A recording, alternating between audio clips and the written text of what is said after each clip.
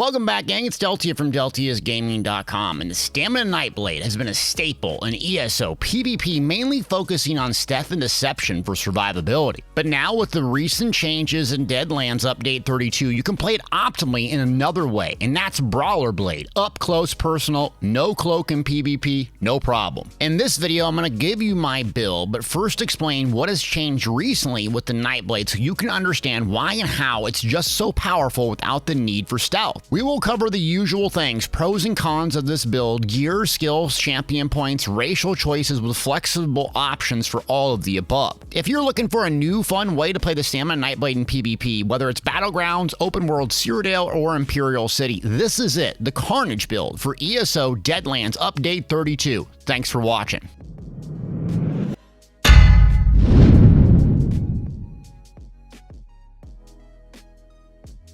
What has changed? The first major change that affects the landscape of ESO PvP and PvE is the critical damage cap of 125%. Previously, you could use the Shadow to Disguise more for a guaranteed critical strike, load up on your critical multiplier, and just one-shot someone. The Shadow Mundus Stone, champion points like Fighting Finesse, racial choices like the Khajiit, and the list goes on and on. Load up on critical damage? That was the meta and had been for years, especially with mechanical acuity. Now that also got a nerf and a change. The critical damage cap also prompted the next change, which relates to Grim Focus, which previously gave you increased damage done, but now this morph grants 60 weapon and spell damage per stack up to 5 stacks rather than 2% critical damage and healing done per stack. The Grim Focus change is one of the most incredible important advantages the Nightblade has over every other class. At 5 stacks, you gain 300 weapon damage. Wearing medium armor can amplify this further with the agility passive, giving you percentage-based increased weapon damage for the amount of medium armor you are wearing. Simply put, with this change, Nightblade has the highest weapon damage potential in their class kit. Combine it with racial choices like Dunmer or Orc for even more weapon damage that receives percentage-based increases. And you are starting to see why the Nightblade can hit extremely hard without even the need for gear, let alone a large stamina pool. Now the next major change to survivability, and that's Dark Cloak, the other morph of Cloak that doesn't give you stealth. Increase the healing from this ability by approximately 61% per tick, but reduce the base duration to 3 seconds down from 6. Increase the duration of minor protection to 10 seconds up from 6, and fix an issue where it was not being affected by Dark Veil passive. We'll cover Dark Cloak later, but the heal scales off of max health, meaning the higher your max health, the more effective this heal becomes, and frankly, it's overtuned in its current state. Basically, you can build it similar to what the Stamina Warden did before the Arctic Blast nerf, stacking a ton of weapon damage and max health for survivability. Pair the heal from Dark Cloak with Resolving Vigor using both your Magicka and Stamina pools for insane heals over time. When I'm using this combination in PvP with around 40,000 health and no CP Battlegrounds, I can get around 5,000 heals per second using this combination. Another change that affects your overall survivability and probably the most important skill to master is Shadow Image. This ability's initial cast that summons the shade can no longer be used while in the air. The special active to teleport your shade can still be cast while in the air and can now be cast while falling from greater heights. I always thought the Nightblade got its survivability from stealth, and I was wrong. You get it from Shadow Image, making crazy cool plays by baiting people around the corner, then bang, vanishing back to where you cast your shade originally. Or even placing on top of a tower, then boom, going to the first floor. Even without a cloak or stealth, the Nightblade still plays very slippery with this ability, and now that you can jump off ledges and cast it, we have everything in our toolkit to hit very hard and be very survivability without stealth. That begs the questions, what are the pros and cons of this build? Unlike previous patches and builds, you have incredible survivability through Nightblade healing, and combined with our gear choices, we can amplify this healing further. Moreover, you have incredible burst damage potential just from your class kit and abilities, thus freeing up many gear choices and options. The Nightblade also has incredible sustain. With the need for both Magicka and Stamina sustain, you won't find a problem with abilities and food choices. What are the downsides? It is the skill level it takes to use Shade properly and get the most out of your build. You'll have to practice baiting, placing this on ledge, ledges, getting used to being slippery without your cloak, but if you do, it's hard to go back. Now that I've got you interested in trying this build, let's talk about the gear choices, and as you see from this footage, it's not a one-size-fits-all approach to character creation, meaning I constantly swap out skills and gears for situational needs, and I'll give you choices that you can play around with and see what works best for you. When we talk about gear choices, common gear meta loadouts are as follows: a front bar 5-piece, 1 mythic, a back bar 5-piece,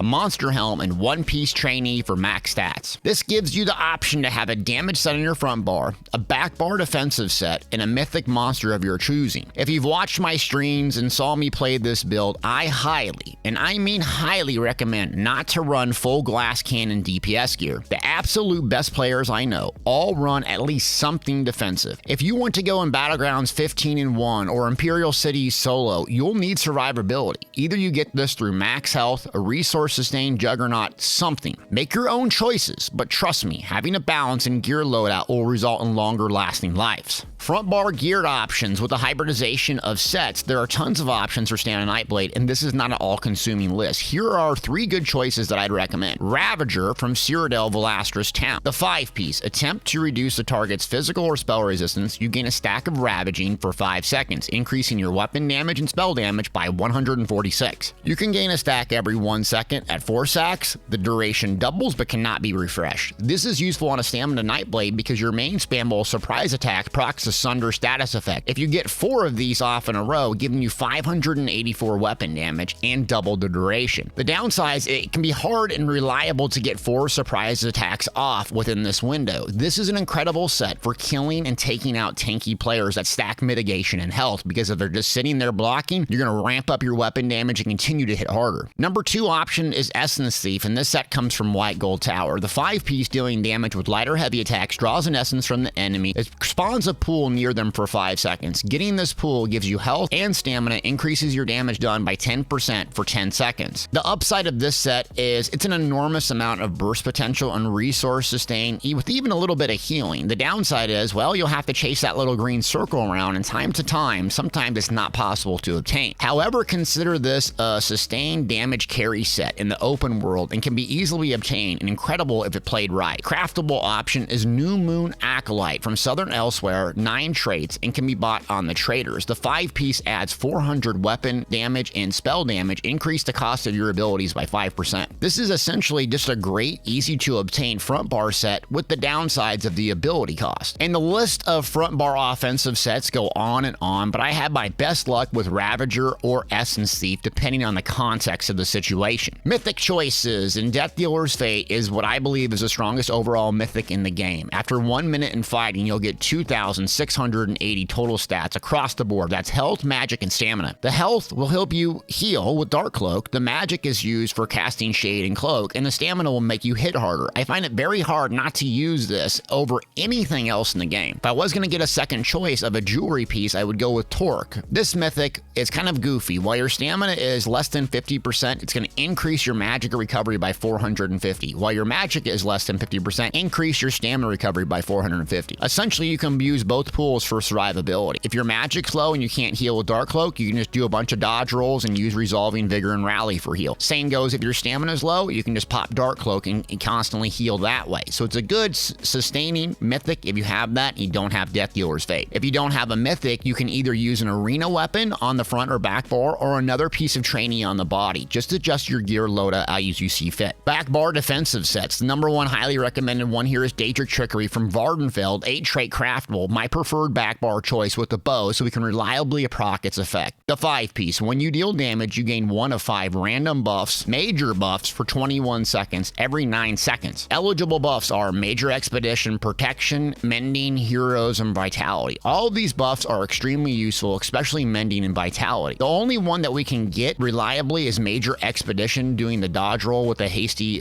retreat passive from the bow on our back bar. A new one that I tested out recently when I really like the result is Wretched Vitality from Deadlands, 3 trait craftable. Also, you can get it from the traders. While in combat, applying a major buff or debuff to a target grants you 260 magic and stamina recovery for 15 seconds. While in combat, applying a minor buff or debuff to a target grants you 130 magic and stamina recovery for 15 seconds. You can easily proc both of these in combat on your back bar via Dark Cloak or Phantasmal Escape, giving you nearly 3,000 stamina sustain and 2000 magicka sustain with a food haunch. This is an ideal setup if you're going to use Vampire Stage 3, and if you prefer that playstyle of infinite sustain, try this on your back bar using those 2 buffs. You'll have no problem. For all those glass cannon people out there that don't want to listen to me, well, I would go with Powerful Assault from Imperial City or Bot from the Traders. It's a good option if you want the most damage potential possible. When you cast an assault ability while in combat, you and 5 other group members within 10 meters gain 307 weapon damage and spell damage for 10 seconds. So essentially on your back bar with the bow, you're in combat, you just cast your vigor, and then bang, you get a ton of weapon damage. You go to your front bar for another weapon damage to set, and you're going to be absolute nuclear missile. But you're going to give up Daedric Trickery, and I don't see it useful for me. Monster Helm. So you have a couple options here, actually a lot of options. So Battle Orgs from March of Sacrifice is the #1 choice for bursting damage. And the 2-piece, when you use an ultimate, you gain weapon damage and spell damage equal to the amount of total ultimate consume. In physical and spell penetration equal to 23 times the amount for 12 seconds. What this does is allow you to save up for a massive 500 ultimate nuke. Cast it for 12 seconds, you're going to be doing a lot of damage, though this set lacks survivability and sustain. #2 is Magma Incarnate from the Dread Cellar, and is my favorite all around because the 2-piece, when you heal yourself or a group member with a single target heal ability like Dark Cloak, grant the lowest health member within 28 meters minor courage and minor resolve, increasing weapon damage, spell damage, and increasing your armor by 2,974 for 10 seconds. So when you're playing solo, essentially you can keep this up when you need it the most, and getting that extra weapon damage, that's going to increase your healing and damage done. Getting your increased